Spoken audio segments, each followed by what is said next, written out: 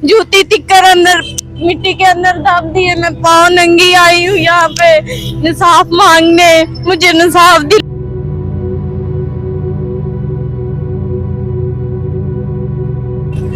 और इधर भी मारा है, सारे इधर भी मारे, मेरे कपड़े भी सारे फाड़ दिए। ये देखो सारा नंगा किया। ਵੱਡੇ ਵੱਡੇ ਟੋਏ ਭਰੇ ਨੇ, ਦੋ ਬੰਦਿਆਂ ਜਿੱਡੇ ਟੋਏ ਭਰੇ ਨੇ। ਸਾਡਾ ਮਾਈ ਬਾਪ ਇੱਥੇ ਮਰਿਆ, ਸੱਸ ਸਹੁਰਾ ਮਾਮੇ ਚਾਚੇ ਹਜ਼ਰਤ ਸ਼ਾਨ।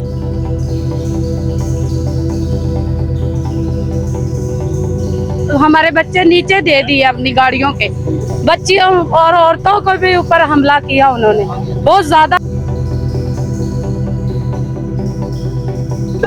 इनकी औरतों को वहाँ के जो लोकल डीलर हैं, जो प्रॉपर्टी डीलर हैं, उन्होंने थप्पड़ मारे हैं। इंतजामिया से हटके किसी भी प्राइवेट बंदे का ये काम ही नहीं है कि वो आके इन पर कोई तशद्दुद करे। और इस तरह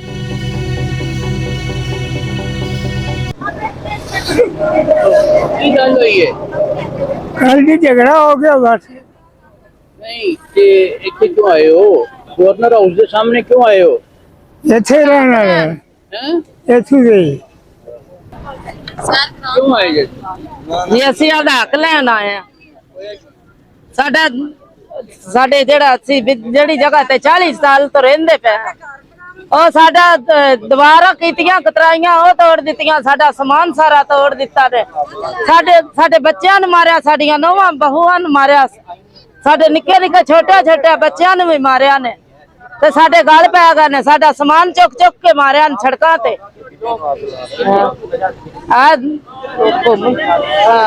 ਤੇ ਵੱਡੇ ਟੋਏ 70 ਫੁੱਟ ਦਾ ਟੋਇਆ ਸੀ, ਤੇ ਅਸੀਂ ਉਹ ਭਰਿਆ ਹੀ।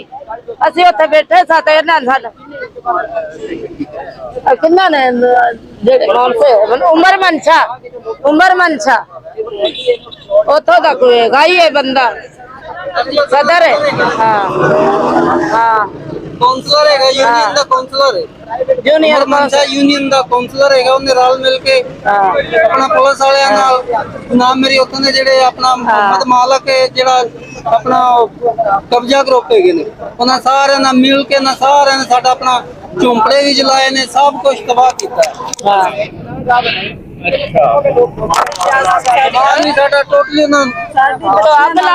अग ला दी ने अपना उमर मनशा ते मोहम्मद मालक कब्जा करो। पुलिस लैके लेडीज भी गए सन, जेंट्स भी, ते जेड़े पुलिस वाले ने वो भी मारदे सी औरतां नूं, ते जेड़े नाल दिहाड़ीदार मजदूर कोई नाम नूम लैके गए सी वो भी मारदे सी औरतां नूं। थाना मुस्तफा टाउन वाला, मुस्तफा टाउन से बनता है थाना लगता है। साडी को मदद नहीं गवांदा ही नहीं पिया। 40 साल हो गए ने सानू बैठा ने। ਅਸੀਂ ਵੱਡੇ ਵੱਡੇ ਟੋਏ ਭਰੇ ਨੇ, ਦੋ ਬੰਦਿਆਂ ਜਿੱਡੇ ਟੋਏ ਭਰੇ ਨੇ। ਸਾਡਾ ਮਾਈ ਬਾਪ ਇੱਥੇ ਮਰਿਆ, ਸੱਸ ਸਹੁਰਾ ਮਾਮੇ ਚਾਚੇ ਹਜ਼ਰਤ ਸ਼ਾਨ ਸ਼ਾਹ ਦੇ ਵਿੱਚ 200 ਸਾਡੇ ਵੱਡ ਵਡੇਰਿਆਂ ਦੀਆਂ ਕਬਰਾਂ ਨੇ, ਤੇ ਅਸੀਂ 200 ਏਡੇ ਵੱਡੇ ਟੋਏ ਭਰੇ ਨੇ, ਤੇ ਫਿਰ ਵੀ ਸਾਡਾ ਹੱਕ ਸਾਡੇ ਕੋ ਖੋ ਲਿਆ ਨੇ।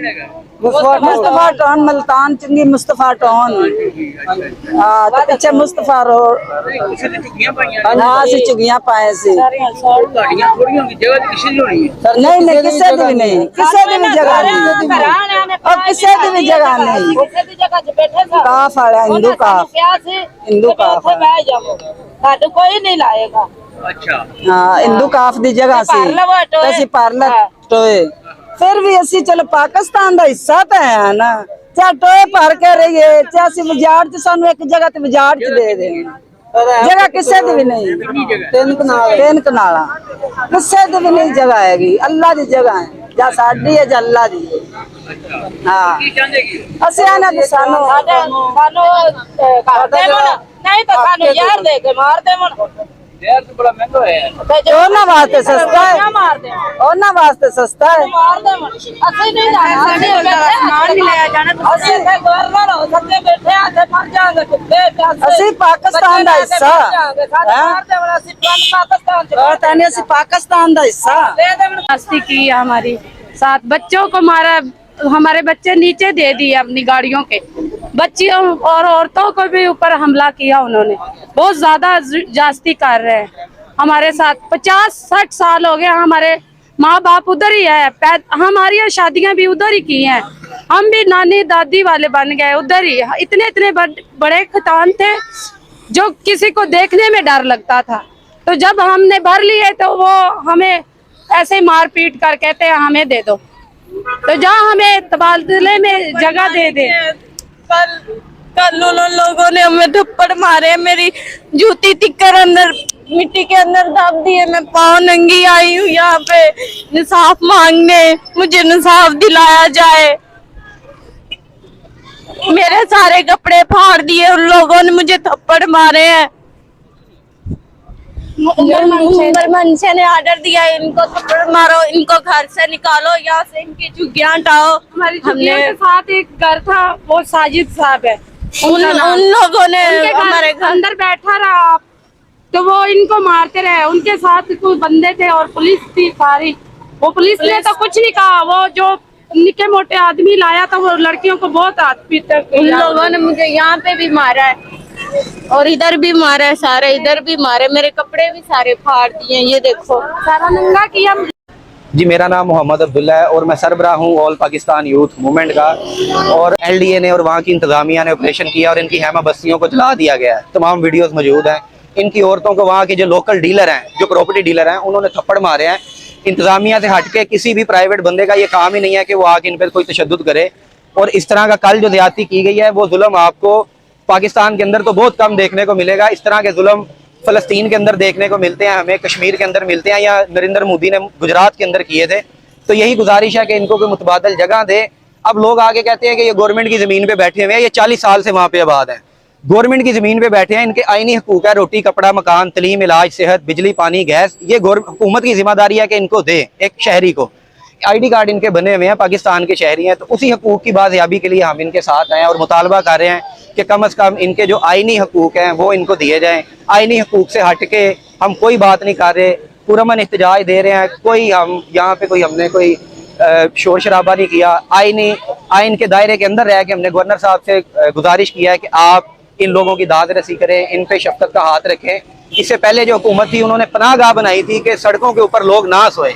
आज जो लोग घरों में बैठे हैं उनको आप घरों से निकाल के बाहर भेज रहे हैं कि वो लोग सड़कों पे आके आबाद हों। जब सड़कों पे आते हैं तो आप कहते हैं जी एहतजाज ना दें, यहाँ से उठ जाएं।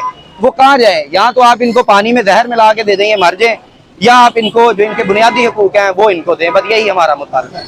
इसके पीछे जी वहाँ की जो डीलर कम्युनिटी है, वहाँ का जो माफिया है, उन लोगों ने कहा कि LDA ने इस प्लॉट की फाइल जारी की हुई है, जबकि 3 से 4 वहाँ के अलॉटी हैं उस प्लॉट के। LDA 20-25 लाख रुपया लेता है, एक फाइल जारी कर देता है। सबसे पहले जो LDA के इदारे के अंदर काली बेड़े हैं उनके खिलाफ एक्शन लेना चाहिए, यही हमारा मुतालबा है और इस मामले की तहकीकात करवानी चाहिए। दूसरा, हाईकोर्ट ने इनको स्टे दिया हुआ है, 4 तारीख का इनका टाइम था, उससे पहले कैसे ऑपरेशन कर दिया? जी, मुतलका थाने की पुलिस साथ थी। हाँ जी। और मेरा IG पंजाब साहब से भी मेरी गुजारिश है, नहीं ये मुतलका नहीं है, ये यहाँ की है। IG पंजाब साहब से गुजारिश है, दी हुई है इन्होंने दरखास्त, तो है इनके खिलाफ एक्शन हो रहे हैं ना। इनकी जो दरखास्त है वो तो दाखिले दफ्तर कर दी जाती है।